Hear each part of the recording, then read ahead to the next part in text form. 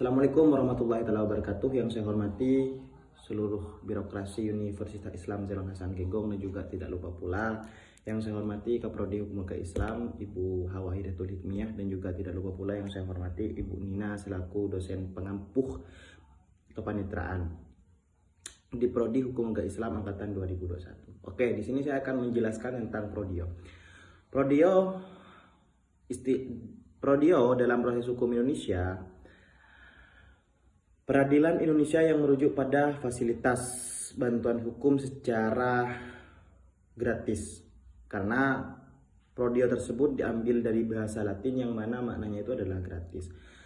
Nah, gratis di sini ini yang dimaksud adalah ketika ada salah satu warga Indonesia yang secara perekonomian itu rendah atau secara pengetahuan itu memang tidak mampu untuk bisa mengakses hukum secara maksimal, maka di sini mendapatkan yang namanya bantuan dari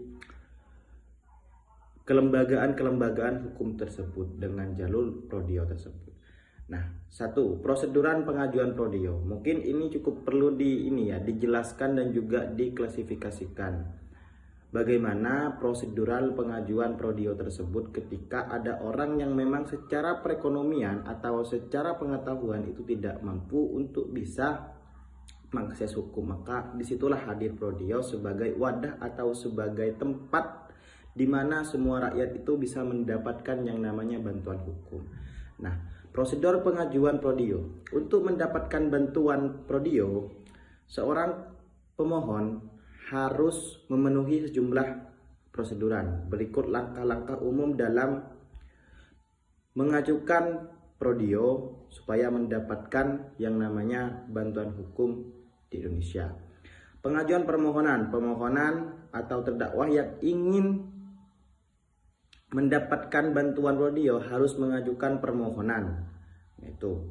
Jadi yang pertama adalah pengajuan permohonan kepada pengadilan. Dengan alat-alat bukti, baik itu SKTM dari kelurahan, kecamat, atau bukti lain yang menunjukkan kondisi ekonomi pemohon sangat rendah. Terus yang kedua, ketentuan dalam layanan Prodio. Layanan Prodio di Indonesia juga diatur oleh sejumlah ketentuan yang dirancang untuk memastikan layanan ini diberikan kepada warga negara Indonesia yang secara perekonomian memang lemah dan sekaligus secara pengetahuan tidak mampu untuk bisa mengakses hukum itu sendiri.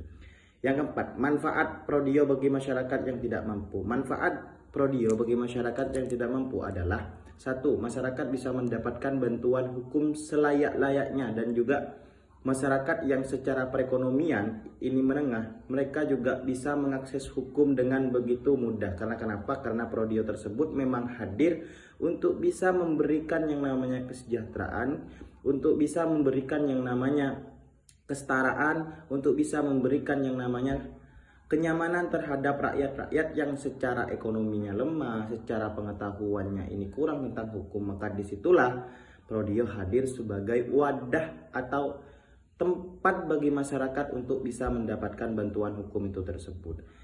Yang keempat, tantangan dalam implementasi layanan Prodio. Sebenarnya tantangan dalam implementasi Prodio ini sangat signifikan, karena yang pertama, representasinya adalah Prodio tersebut itu secara ukuran itu memang gratis, akan tetapi untuk mengimplementasikan Prodio tersebut itu sulit. Karena kenapa? Karena memang masyarakat Indonesia atau masyarakat yang pola pikirnya masih terjebak dalam hal-hal yang sifatnya konvensional, maka masih mengandung hal-hal yang sifatnya gengsi atau tidak pede dan lain sebagainya. Maka disitulah cara mengimplementasikan Prodio ini banyak sekali kesalahpahaman atau salah dalam menggunakan. Karena kenapa? Karena memang kita atau rakyat Indonesia ini tidak bisa melepaskan yang namanya gengsi tersebut apabila mereka ingin mendapatkan bantuan hukum secara gratis.